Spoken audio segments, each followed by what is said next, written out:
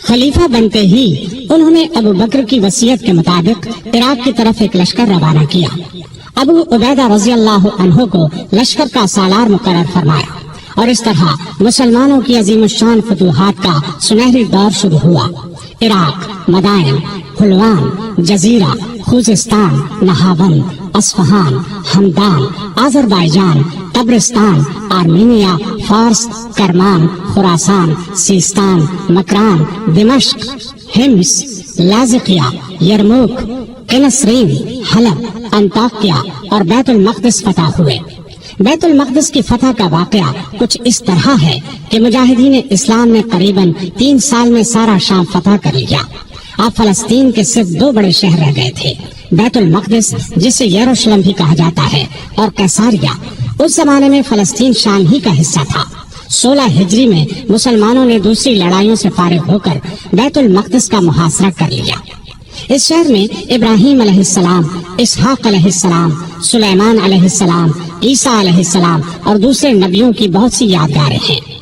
رسول اللہ صلی اللہ علیہ وسلم کی بھی معراج کے سفر میں پہلی منزل یہی تھی۔ مسلمانوں کا پہلا قبلہ بھی یہی تھا۔ نہ صرف یہودی اور عیسائی بلکہ مسلمان بھی اس کی بہت عزت کرتے تھے اور کرتے ہیں۔ مسلمانوں نے جب بیت المقدس کا محاصرہ کیا تو شہر کے باشندوں نے شہر کے دروازے بند کر لیے۔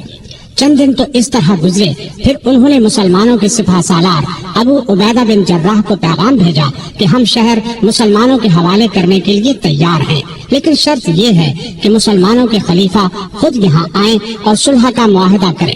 ابو عبیدہ بن جراح نے یہ بات سیدنا عمر کو لکھ بھیجی۔ خلیفہ ثانی سیدنا عمر نے صحابہ سے مشورہ کر کے وہاں جانے کا فیصلہ کیا۔ آپ نے رجب 16 ہجری میں حضرت علی رضی اللہ عنہ کو اپنا قائم مقام بنایا اور روانہ ہو گئے۔ اس وقت دنیا کے بڑے بڑے حکمران ان کا نام سن کر کانپتے تھے، لیکن اپنے وقت کے سب سے بڑے حاکم کے سفر کا حال یہ تھا کہ چند بزرگ صحابہ کے سوا ان کے ساتھ کوئی نہیں تھا۔ فوج، نہ خیمے، نہ کارے، نہ جھنڈے، ایک اونٹ پر سوار تھے۔ اس پر ستو اور کھجور کے 2 تھیلے لادے ہوئے تھے۔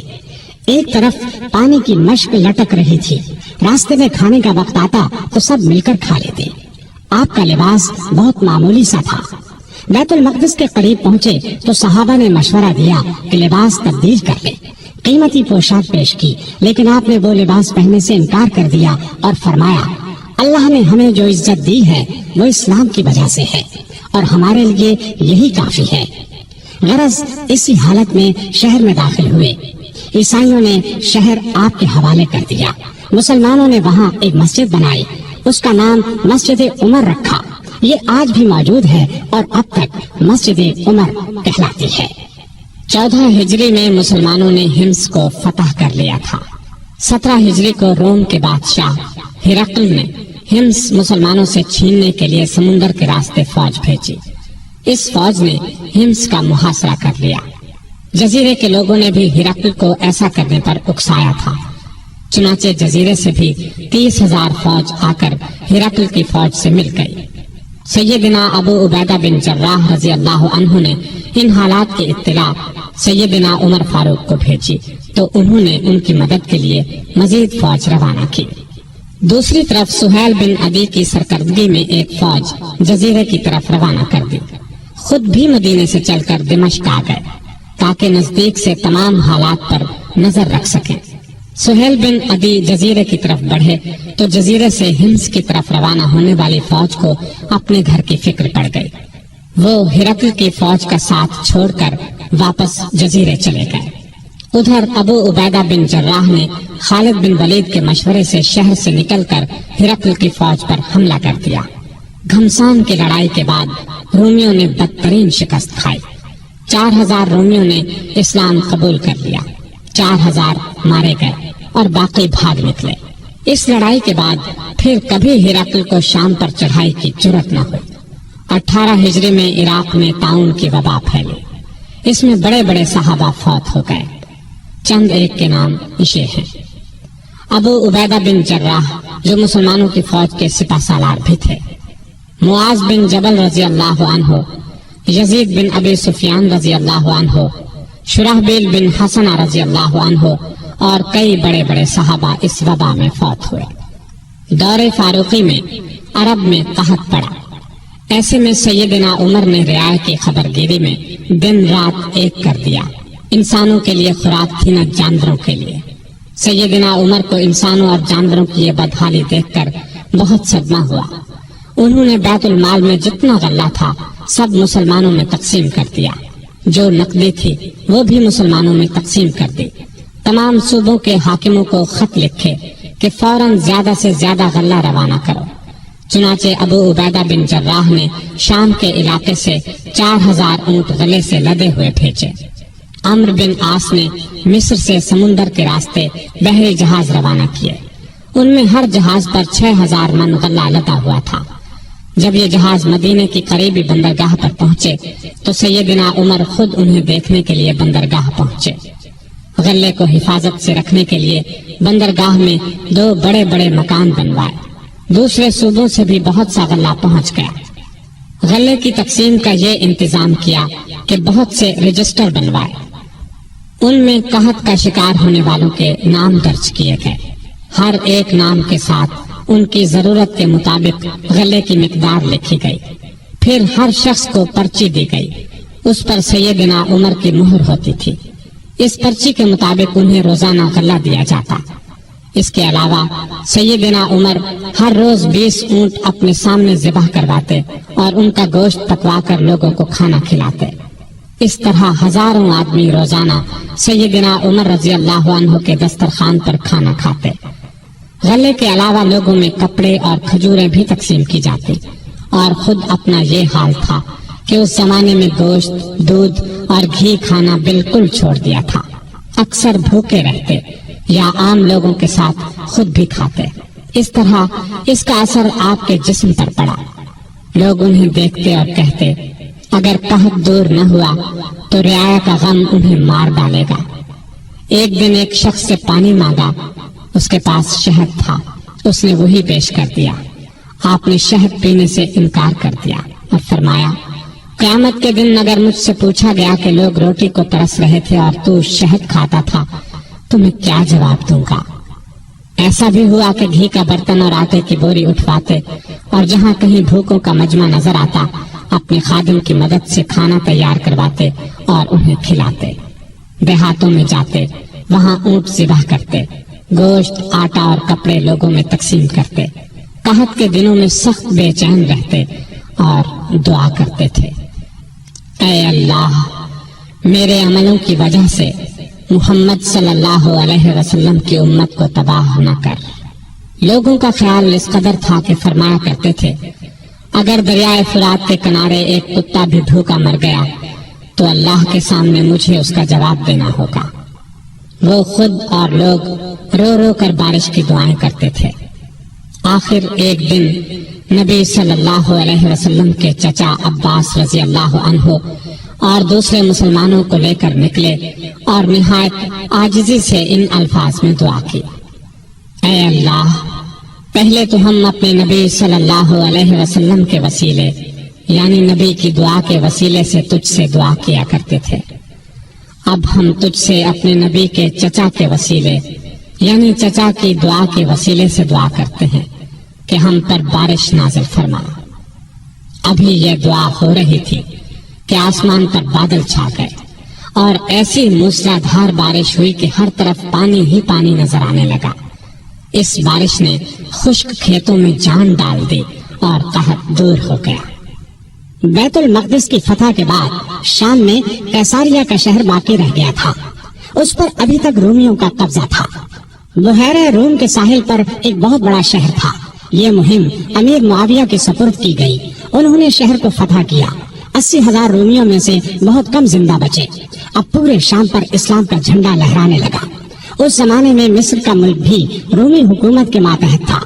18 ہجری میں حضرت عمر نے حضرت عمرو بن عاص رضی اللہ عنہ کو 4000 کا لشکر دے کر مصر روانہ کیا۔ مصر کا حاکم مقوقس تھا، اس نے بے تحاشا فوج جمع کر لی، قلعہ بھی حد درجے محفوظ تھا۔ ان حالات کی خبر عمرو بن عاص نے سیدنا عمر کو دی تو انہوں نے 10,000 فوج اور بھیجی اور ان کے ساتھ بزرگ صحابی زبیر بن عوام کو سالار مقرر کیا۔ ان کے ہاتھ پر قلعہ فتح ہوا۔ اس کے بعد اسکندریہ کی باری آئی۔ اسکندریہ کی فتح کے بعد سیدنا عمر نے عمرو بن عاص کو مصر کا گورنر مقرر کیا۔ دریائے نیل مصر کا ایک بہت بڑا دریا تھا۔ تاریخ میں ہے کہ ایک دن بہت سے مصری عمرو بن عاص کے پاس آئے اور کہا، اس سال دریائے نیل میں پانی بہت کم رہ گیا ہے، ہماری فصلیں برباد ہو رہی ہیں۔ پرانے زمانے سے یہ رسم چلی آ رہی ہے کہ جب دریا میں پانی کم ہو جائے تو ہم ایک مقررہ تاریخ کو ایک کنواری لڑکی چن لیتے ہیں، اس کے والدین کی مرضی سے اسے نہایت قیمتی زیور اور کپڑے پہنا کر دلہن کی طرح بنا دیتے ہیں، پھر اسے دریائے نیل میں گرا دیتے ہیں۔ اس طرح دریا میں پانی چڑھ جاتا ہے، ارد گرد کے تمام علاقے سیراب ہو جاتے ہیں۔ اگر آپ اجازت دیں تو ہم یہ رسم ادا کریں۔ عمرو بن عاص نے کہا، یہ تو بڑی ظالمانہ رسم ہے۔ جواب میں انہوں نے کہا، اگر آپ نے ہمیں یہ رسم ادا کرنے کی اجازت نہ دی تو ملک میں قحط پڑ جائے گا، ہم تباہ ہو جائیں گے۔ عمرو بن عاص نے فرمایا، تم لوگ نادان ہو، اللہ کے حکم کے بغیر دریا میں پانی ہرگز کم یا زیادہ نہیں ہو سکتا۔ اسلام ایسی فضول رسموں کو مٹانے کے لیے آیا ہے۔ میں تمہیں ایک بے گناہ لڑکی پر ظلم کرنے کی اجازت نہیں دوں گا۔ مصری مایوس ہو کر لوٹ گئے۔ اتفاق سے دریا میں پانی کم ہو گیا، لوگ قحط کے ڈر سے وطن چھوڑنے کی تیاری کرنے لگے۔ سیدنا عمرو بن عاص نے یہ سارا قصہ سیدنا عمر کو لکھ بھیجا۔ انہوں نے جواب میں لکھا، الحمدللہ، آپ نے مصریوں کو بالکل ٹھیک جواب دیا۔ اسلام واقعی ایسی فضول رسموں کو مٹانے کے لیے آیا ہے۔ میں ایک خط بھیج رہا ہوں، اس کو دریائے نیل میں ڈال دینا۔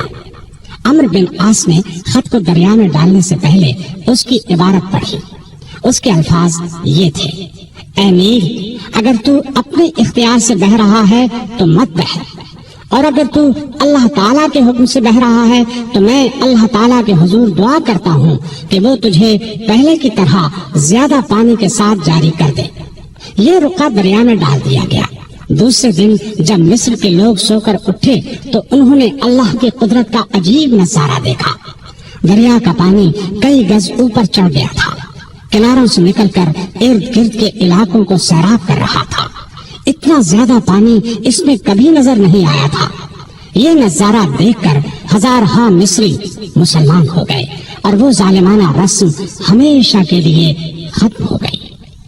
سیدنا عمر رضی اللہ عنہ کے دور میں اسلامی حکومت 22 لاکھ مربع میل تک پھیل گئی۔ اس میں عرب کے علاوہ عراق، ایران، مصر، فلسطین، بحرین، آرمینیا، آذربائیجان، سیستان وغیرہ بہت سے ملک شامل تھے۔ اتنے بڑے ملک کا انتظام سیدنا عمر نے بہت خوبی سے کیا۔ اسلامی سلطنت کو صوبوں میں تقسیم کر دیا، پھر ہر صوبے کو بہت سے ضلعوں میں تقسیم کیا۔ عام طور پر ایک صوبے میں 10 سے لے کر 20 تک ضلع ہوتے تھے۔ ملک کا انتظام صحابہ کرام رضی اللہ عنہم کے مشورے سے کرتے تھے۔ مشورہ کرنے کے لیے انہوں نے ایک مجلس بنائی۔ اس میں سوجھ بوجھ رکھنے والے بڑے بڑے جلیل القدر صحابہ شامل تھے۔ اس مجلس کو مجلس شورا کہا جاتا تھا۔ اس کے اجلاس مسجد نبوی میں ہوتے تھے۔ ہر صوبے کا ایک گورنر مقرر کیا جاتا تھا۔ خود بالکل سادہ زندگی بسر کرتے تھے۔ یہی ہدایت گورنروں کو تھی۔ عہدے داروں کی نگرانی خود کرتے تھے۔ حج کے زمانے میں چاروں طرف سے آئے ہوئے لوگوں سے ان کے گورنروں کے حالات پوچھتے، لوگ بے دھڑک شکایت کرتے، لوگوں کے سامنے اس قسم کا خطبہ دیتے، لوگوں، تم پر جو لوگ حاکم مقرر کیے گئے ہیں وہ اس لیے نہیں بھیجے گئے کہ تمہیں ماریں پیٹیں اور تمہارا مال چھین لیں، بلکہ انہیں میں اس لیے بھیجتا ہوں کہ وہ تمہیں رسول اللہ صلی اللہ علیہ وسلم کے طریقے سکھائیں۔ اگر کسی نے اس کے خلاف کیا ہے تو مجھ سے بیان کرو تاکہ میں اس کا بدلہ لوں۔ لوگوں کو عام اجازت تھی کہ وہ کسی وقت بھی اپنی شکایت پیش کر سکتے تھے۔ ایک مرتبہ مصر کے ایک غریب شخص نے شکایت کی کہ گورنر کے بیٹے نے بلا وجہ اسے پیٹا ہے۔ آپ نے باپ بیٹے کو بلوا لیا۔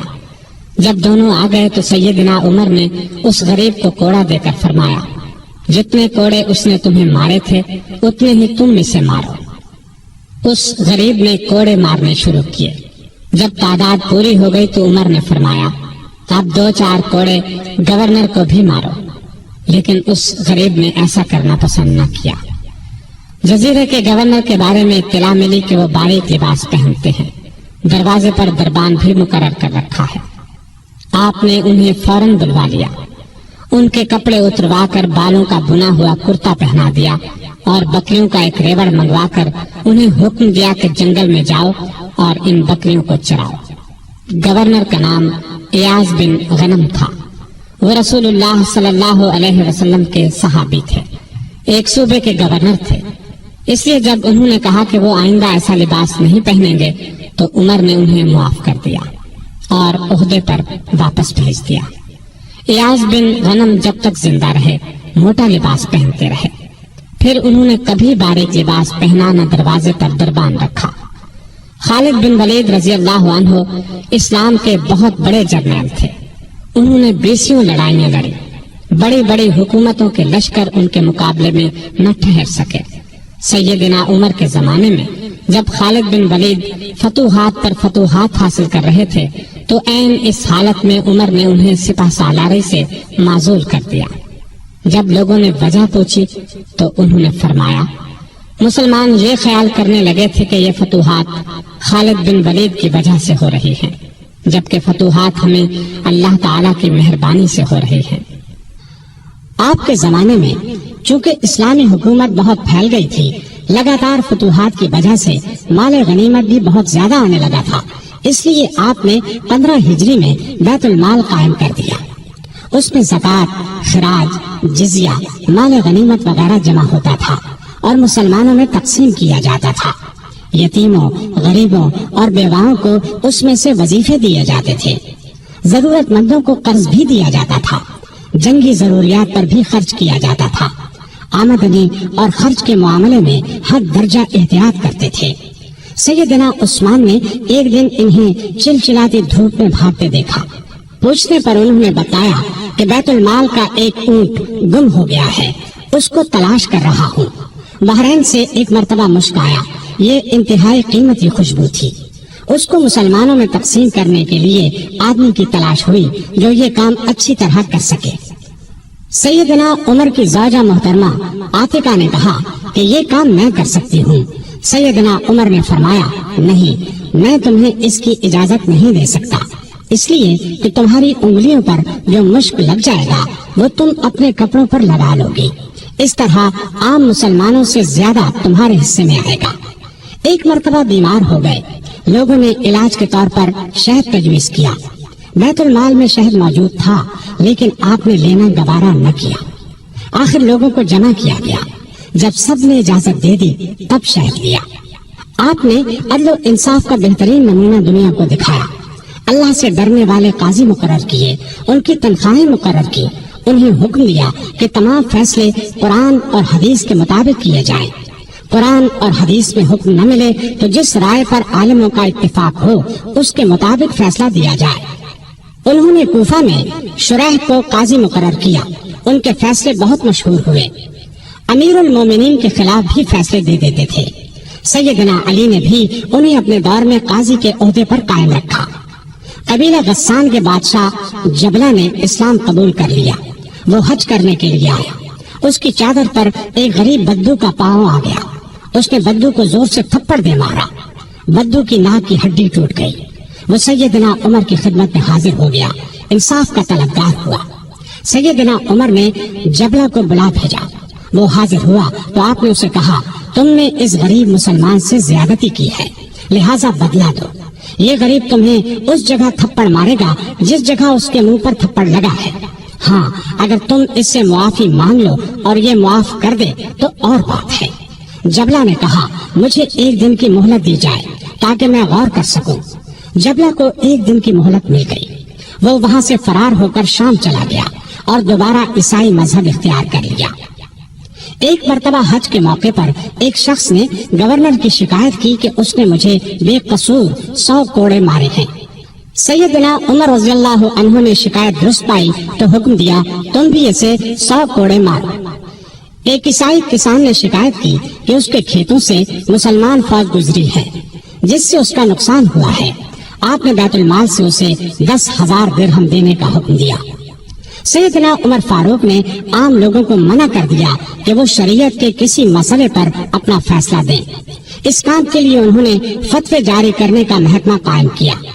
فتوے دینے والے بزرگوں کے نام یہ ہیں: سیدنا عثمان، سیدنا علی، سیدنا عبد الرحمن بن عوف، سیدنا ابی بن کعب، سیدنا معاذ بن جبل، سیدنا زید بن ثابت، سیدنا ابو درداء، سیدنا ابو ہریرہ رضی اللہ تعالی عنہ۔ سیدنا عمر رضی اللہ تعالی عنہ نے پولیس کا محکمہ قائم کیا۔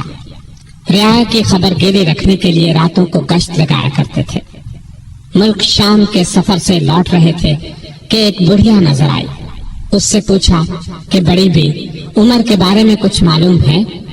وہ بولی، ہاں سنا ہے شام گیا ہوا ہے، اللہ اس سے سمجھے، آج تک اس نے مجھے پھوٹی کوڑی تک نہیں دی، اسے معلوم نہیں میں کتنی تنگی سے گزارا کر رہی ہوں۔ سیدنا عمر نے یہ سن کر فرمایا، بڑی بھی تم نے جا کر عمر کو اپنا حال بتایا؟ بڑھیا نے کہا، اگر اسے رعایا کا حال معلوم نہیں تو خلافت کیوں کرتا ہے؟ سیدنا عمر فاروق رضی اللہ عنہ یہ سن کر رو پڑے۔ پھر اس سے پوچھا، تم کیا لے کر عمر کو معاف کر سکتی ہو؟ اس نے کہا، اگر مجھے 25 دینار مل جائیں تو معاف کر دوں گی۔ آپ نے اسی وقت اسے 25 دینار دے دیے۔ وہ خوش ہو کر دعائیں دینے لگی، اللہ عمر کو معاف کرے، اس پر اپنی رحمت نازل کرے۔ بعد میں سیدنا عمر رضی اللہ عنہ نے اس کا وظیفہ مقرر فرما دیا۔ ایک رات گشت کے دوران میں چند بچوں کے رونے کی آواز سنی۔ معلوم ہوا کہ بچے بھوکے ہیں اور ماں نے انہیں بہلانے کے لیے ہانڈی میں صرف پانی ڈال کر آگ جلا رکھی ہے۔ آپ اسی وقت خادم اسلم کے ساتھ بیت المال گئے۔ آٹا، گوشت، گھی اور کھجوریں نکال کر خادم سے فرمایا، یہ تمام چیزیں میری کمر پر رکھ دو۔ اسلم نے عرض کیا، آپ کیوں تکلیف کرتے ہیں، میں اٹھا لیتا ہوں۔ آپ نے فرمایا، نہیں، قیامت کے دن میرا بوجھ تم نہیں اٹھاؤ گے۔ پھر سب چیزیں اپنی کمر پر لاد کر لائے، خود کھانا تیار کیا، خود چولہا پھونکا، کھانا تیار ہونے پر اپنے سامنے بچوں کو کھلایا۔ انہوں نے پیٹ بھر کر کھایا، پھر اچھلنے کودنے لگے۔ سیدنا عمر انہیں اچھلتے کودتے دیکھتے اور خوش ہوتے رہے۔ عورت نے ان سے کہا، اللہ تمہیں نیک بدلہ دے، امیر المومنین بننے کے لائق تو تم ہو، نہ کہ سیدنا عمر۔ سیدنا عمر فاروق رضی اللہ عنہ یہ سن کر مسکرائے، پھر واپس مدینہ آئے اور اس عورت کا وظیفہ مقرر کر دیا۔ ایک روز شام کے وقت مدینے کے باہر ایک قافلہ اترا۔ سیدنا عمر نے عبد الرحمن بن عوف رضی اللہ عنہ کو ساتھ لیا اور رات بھر قافلے کا پہرا دیتے رہے۔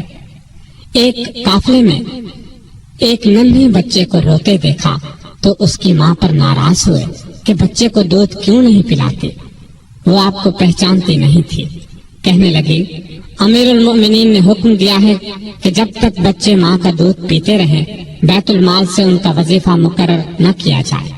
میں اس کا دودھ چھڑا رہی ہوں تاکہ وظیفہ لگ جائے۔ یہ ہے اس کے رونے کی وجہ۔ سیدنا عمر یہ سن کر روئے، پھر اعلان کر دیا کہ جس دن کوئی بچہ پیدا ہوگا اس کا وظیفہ اسی دن سے مقرر ہو جائے گا۔ ایک مرتبہ لوگوں کو کھانا کھلا رہے تھے، ایک شخص کو بائیں ہاتھ سے کھانا کھاتے دیکھا۔ نزدیک جا کر اس سے کہا، دائیں ہاتھ سے کیوں نہیں کھاتے؟ اس نے کہا، میرا دائیں ہاتھ موتا کی لڑائی میں کٹ گیا تھا۔ یہ سن کر سیدنا عمر رونے لگے، اس کے پاس بیٹھ گئے اور بولے، افسوس، تمہیں وضو کون کراتا ہوگا؟ پھر اس کی خدمت کے لیے ایک خادم دیا اور ضرورت کی چیزیں اس کے گھر بھجوائیں۔ ایک رات گشت کے دوران میں ایک عورت کی آواز سنی۔ وہ اپنی بچی سے کہہ رہی تھی، دودھ میں پانی ملا دے۔ بیٹی نے یہ سن کر کہا، ماں، امیر المؤمنین کا حکم ہے کوئی دودھ میں پانی نہ ملائے۔ ماں نے یہ سن کر کہا، باتیں نہ بنا، پانی ملا۔ امیر المؤمنین کون سا دیکھ رہے ہیں؟ لڑکی نے کہا، امیر المؤمنین تو نہیں دیکھ رہے، مگر اللہ تو دیکھ رہا ہے۔ سیدنا عمر نے ماں بیٹی کی یہ گفتگو سنی تو اپنے خادم سے کہا، اس گھر کو اچھی طرح پہچان لو، دوسرے دن ان کے بارے میں پتہ کروایا. انہیں لڑکی کی ایمانداری اس قدر پسند آئی کہ اپنے بیٹے عاصم کے لیے رشتہ مانگ لیا. اس طرح یہ شادی ہوئی. بنو امیہ کے عمر بن عبدالعزیز رحمۃ اللہ علیہ اسی خاتون کے نواسے تھے. انہیں عدل و انصاف، سادگی، پرہیزگاری کی وجہ سے دوسرا عمر کہا جاتا ہے. ان کا دور بہترین دور ہوا. مدینے کی ایک بے سہارا اندھی عورت کے گھر کی صفائی امیر المومنین خود کیا کرتے تھے. رسول اللہ صلی اللہ علیہ وسلم کے ایک صحابی سعید بن یربوک کی آخری عمر میں بینائی جاتی رہی. ان کے لیے ایک خادم مقرر کیا جو انہیں مسجد تک لاتا تھا. راستہ چلتے ایک عورت نے سیدنا عمر فاروق کو روک لیا اور کہا، میں رسول اللہ صلی اللہ علیہ وسلم کے صحابی خفاف بن ایما کی بیٹی ہوں. شوہر فوت ہو گیا ہے، چھوٹے چھوٹے بچے ہیں، کوئی زمین بھی نہیں ہے. بچوں کو گھر میں چھوڑ کر محنت مزدوری بھی نہیں کر سکتی کہ بچوں کو کوئی نقصان نہ پہنچ جائے. حضرت عمر نے اس کی پوری بات توجہ سے سنی اور فرمایا، تم تھوڑی دیر یہیں ٹھہرو. یہ کہہ کر گھر گئے. واپس لوٹے ایک موٹے تازے اونٹ پر بہت سا سامان لدا ہوا ساتھ لائے. اس پر کپڑے اور نقد رقم بھی تھی. اس عورت سے فرمایا، یہ اونٹ لے جاؤ، جب ختم ہو جائے تو بتا دینا. جہاد پر جانے والے مسلمانوں کے گھر والوں کا بہت خیال رکھتے تھے. ان کے گھروں میں جا کر ان کی عورتوں سے کہتے، تمہیں بازار سے کچھ منگوانا ہو تو میں لا دیتا ہوں. بیوہ عورتوں کا پانی بھر دیتے. مجاہدین کے خط آتے تو یہ خط خود ان کے گھروں میں پہنچاتے. ان سے جواب لے کر مجاہدین کو بھجواتے. بیت المال سے حاجت مندوں کو دیتے. راستوں میں چوکیاں بنوائی تاکہ رستے محفوظ ہو جائیں. شہروں میں مہمان خانے بنوائے. ملک میں جگہ جگہ نہریں کھدوائیں جن سے آپاشی آسان ہو گئی. سڑکیں اور پل بنوائے. نئے شہر بسائے. قریباً 4000 مسجدیں تعمیر کروائی. حرم کعبہ کو وسیع کروایا.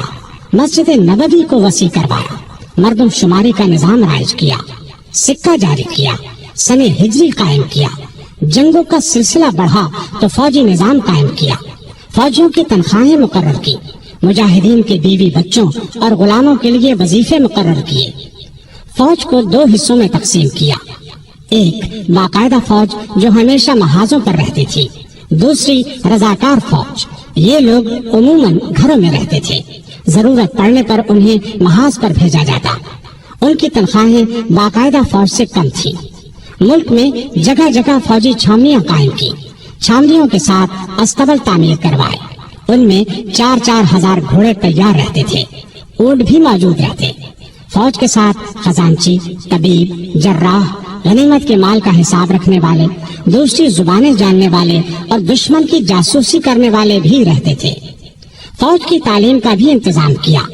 فوج کو یہ ہدایات تھی کہ دشمن سے جو عہد کرو اس کو پورا کرو. بچوں، عورتوں، بوڑھوں اور راہبوں کو قتل نہ کرو. مال غنیمت میں خیانت نہ کرو. آبادیوں کو ویران نہ کرو. پھلدار درختوں کو نہ کاٹو. جو لوگ جنگ میں قیدی بنا لیے جائیں انہیں ان کے قریبی رشتہ داروں سے جدا نہ کرو. لڑائی میں مارے جانے والوں کے ہاتھ پاؤں، ناک کان نہ کاٹو. قرآن اور حدیث کی تعلیم عام کرتی. سیدنا عمر خود بہت بڑے فقیہ تھے. انہوں نے تمام علاقوں میں فقیہ مقرر کیے. لوگ ان سے دینی مسائل پوچھتے تھے. ان کے زمانے میں اسلام کی بہت اشاعت ہوئی. غیر مسلموں سے اچھے سلوک کی وجہ سے بھی اسلام بہت تیزی سے پھیلا. انصاف کا دامن کسی قیمت پر نہیں چھوڑتے تھے. شام میں مسلمانوں کو مسجد بنانے کے لیے ایک زمین کی ضرورت پیش آئی. زمین ایک یہودی کی تھی. مسلمانوں نے زمین اس سے خریدنا چاہی لیکن یہودی نے انکار کر دیا. مسلمانوں نے زبردستی زمین پر قبضہ کر کے مسجد بنا لی. یہودی نے سیدنا عمر سے شکایت کی. سیدنا عمر فاروق نے حکم دیا کہ مسجد ناجائز طریقے سے بنائی گئی ہے. اسلام اس کی اجازت نہیں دیتا. مسجد کو گرا کر زمین یہودی کو دے دی جائے. چنانچہ زمین یہودی کو واپس دے دی گئی. اس نے اس جگہ اپنا مکان بنا لیا. سیدنا عمر فاروق رضی اللہ عنہ دعا کیا کرتے تھے کہ اے اللہ مجھے اپنی راہ میں شہادت نصیب فرما. مجھے اپنے رسول کے شہر میں موت دے. خلافت کے 11ویں سال اللہ تعالیٰ نے ان کی یہ دونوں دعائیں پوری کر دی۔ ذی الحج 23 ہجری میں حج کے لیے مکہ گئے۔ آپ جب حجر اسود کو بوسہ دیتے تو کہتے تھے، اے حجر اسود، میں جانتا ہوں کہ تو ایک پتھر ہے، تو نہ نفع دے سکتا ہے اور نہ نقصان۔ اگر میں نے رسول اللہ صلی اللہ علیہ وسلم کو تیرا بوسہ لیتے ہوئے نہ دیکھا ہوتا تو میں تیرا بوسہ نہ لیتا۔ یہ سیدنا عمر کی توحید کا کمال نمونہ ہے۔ حج سے فارغ ہو کر اس مہینے کی آخری تاریخوں میں واپس لوٹے۔ جمعے کے دن مسجد میں خطبہ دیا جو بہت طویل تھا۔ اس میں لوگوں کو بہت نصیحتیں کی۔ اس خطبے میں آپ نے ایک خواب کا ذکر کیا اور فرمایا، میں سمجھتا ہوں میری موت کا وقت آ پہنچا ہے۔ اس کے ساتھ ہی خلافت کے بارے میں کچھ ایسی باتیں بیان کی جن سے معلوم ہوتا تھا کہ آئندہ ہونے والے خلیفہ کے بارے میں پریشان ہیں۔ مدینے میں مغیرہ بن شعبہ کا ایک غلام تھا۔ یہ ایرانی تھا، اچھا کاریگر تھا۔ اس کا نام ابو لؤلؤ فیروز تھا۔ ایک دن سیدنا عمر سے شکایت کی کہ میں دن بھر کام کر کے جو کچھ کماتا ہوں، میرا آقا اس میں سے بہت زیادہ رقم لے لیتا ہے، اس میں کمی کرا دیں۔ سیدنا عمر نے پوچھا، تم کون سا کام جانتے ہو؟ اس نے کہا، میں لوہار بھی ہوں، بڑھئی بھی ہوں اور بیل بوٹے بھی بنانا جانتا ہوں۔ سیدنا عمر نے دریافت کیا، تمہارا آقا تم سے روزانہ کتنی رقم لیتا ہے؟ اس نے کہا، 2 درہم روزانہ۔ اس پر سیدنا عمر نے فرمایا، تم جو کام جانتے ہو اس کے مقابلے میں تو یہ رقم زیادہ معلوم نہیں ہوتی۔ اس پر ابو لؤلؤ ناراض ہو کر چلا گیا۔ اگلے دن ابو لؤلؤ فجر کی نماز سے پہلے مسجد میں چھپ کر بیٹھ گیا۔ سیدنا عمر لوگوں کو نماز پڑھانے لگے تو اس نے کونے سے نکل کر 2 دھاری خنجر سے امیر المؤمنین پر 6 وار کیے اور پھر صفوں میں کھڑے مسلمانوں کو زخمی کرتا باہر بھاگا، لیکن مسلمانوں نے پکڑ لیا۔ اس پر اس نے وہی خنجر اپنے پیٹ میں جھونک لیا اور مر گیا۔ ادھر امیر المؤمنین شدید زخمی ہو گئے۔ انہوں نے عبد الرحمن بن عوف رضی اللہ عنہ کا ہاتھ پکڑ کر اپنی جگہ کھڑا کر دیا، خود زمین پر گر پڑے۔ لوگوں نے نماز سے فارغ ہو کر دیکھا، جن مسلمانوں کو ابو لؤلؤ نے زخمی کیا تھا ان میں سے 7 دم توڑ چکے تھے، باقی بہت زیادہ زخمی نہیں ہوئے تھے۔ البتہ سیدنا عمر کی حالت نازک تھی۔ ایسے میں انہوں نے عبداللہ بن عباس سے پوچھا، مجھے کس نے مارا ہے؟ انہوں نے بتایا، مغیرہ بن شعبہ کے غلام ابو لؤلؤ نے۔ یہ سن کر فرمایا، اللہ کا شکر ہے، میری موت کسی ایسے شخص کے ہاتھ سے نہیں ہوئی جو اسلام کا دعویٰ کرتا ہو۔ لوگ انہیں اٹھا کر گھر لائے، دودھ پلایا گیا تو وہ زخموں کے راستے باہر آ گیا۔ اب سب کو یقین ہو گیا کہ امیر المؤمنین کا آخری وقت آ پہنچا ہے۔ لوگ غم سے نڈھال ہو گئے، ان سے ملنے کے لیے آنے لگے۔ ایک نوجوان ایسے میں ملنے آیا۔ اس نے کہا، اے امیر المؤمنین، آپ اللہ کی بشارت سے خوش ہو جائیں۔ آپ ان اصحاب میں سے ہیں جو بہت پہلے اسلام لائے اور رسول اللہ کے ساتھی بنے۔ خلیفہ بنائے گئے تو آپ نے انصاف سے کام لیا، پھر آخر آپ کو شہادت نصیب ہو گئی۔ یہ سن کر سیدنا عمر نے فرمایا، اے بھتیجے، اللہ کرے یہ چیزیں میرے گناہوں کے برابر برابر ہی ہو جائیں، مجھے کوئی عذاب ہو نہ ثواب۔ مطلب ان کے کہنے کا یہ تھا کہ بس عذاب سے بچ جاؤں۔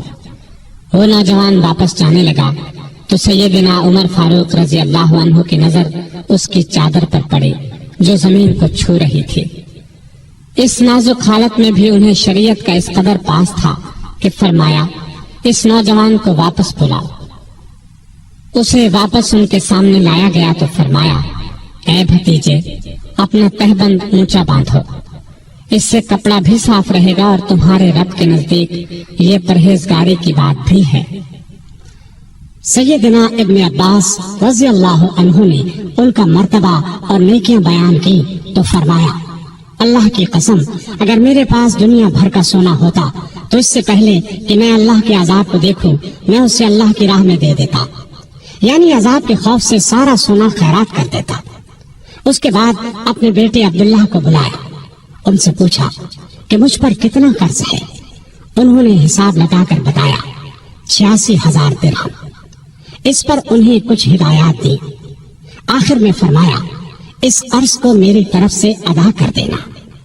اس کے بعد فرمایا ام المومنین عائشہ صدیقہ رضی اللہ تعالی عنہا کے پاس جاؤ اور کہو عمر بن خطاب آپ کو سلام کہتا ہے اور اپنے 2 ساتھیوں یعنی نبی کریم صلی اللہ علیہ وسلم اور ابو بکر کے ساتھ دفن ہونے کی اجازت چاہتا ہے۔ عبداللہ بن عمر عائشہ صدیقہ کی خدمت میں حاضر ہوئے۔ وہ اس وقت سیدنا عمر کے صدمے میں رو رہی تھی۔ ان کا پیغام سن کر فرمایا یہ جگہ میں نے اپنی قبر کے لیے رکھی تھی، لیکن اپنے آپ پر عمر کو ترجیح دیتی ہوں۔ سیدنا عبداللہ یہ جواب سن کر واپس آئے اور سیدنا عمر کو ان کا جواب بتایا۔ آپ نے اللہ کا شکر ادا کیا، پھر فرمایا میں مر جاؤں تو میرا جنازہ اٹھا کر وہاں لے جانا اور انہیں سلام کر کے ایک بار پھر عرض کرنا عمر بن خطاب اجازت طلب کرتا ہے، اگر اجازت دے دیں تو مجھے اندر لے جا کر دفن کر دینا، اور اگر انکار کر دیں تو عام مسلمانوں کے قبرستان میں دفن کر دینا۔ حالت جب زیادہ نازک ہو گئی تو فرمایا خلافت کا حقدار عثمان، علی، زبیر، عبد الرحمن بن عوف اور سعد بن ابی وقاص رضی اللہ عنہم سے زیادہ کسی کو نہیں سمجھتا۔ رسول اللہ صلی اللہ علیہ وسلم بھی وفات تک ان سے خوش تھے۔ ان میں سے جسے خلیفہ چن لیا جائے اس کی اطاعت کرنا۔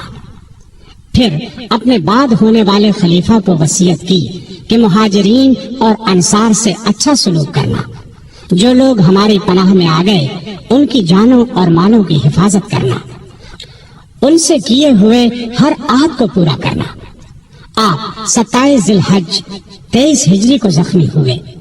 3 دن بعد 1 محرم 24 ہجری کو وفات پائی اور شہادت کے درجے پر فائز ہوئے۔ اس وقت عمر 63 سال تھی۔ جنازہ چارپائی پر رکھا گیا تو چاروں طرف لوگ جمع ہو گئے۔ سیدنا علی رضی اللہ عنہ آئے تو فرمایا اللہ آپ پر رحم فرمائے، آپ نے کوئی ایسا شخص نہیں چھوڑا کہ اللہ کے سامنے جانے کے لیے مجھے اس کے عمل آپ کے عمل سے زیادہ پسند ہو۔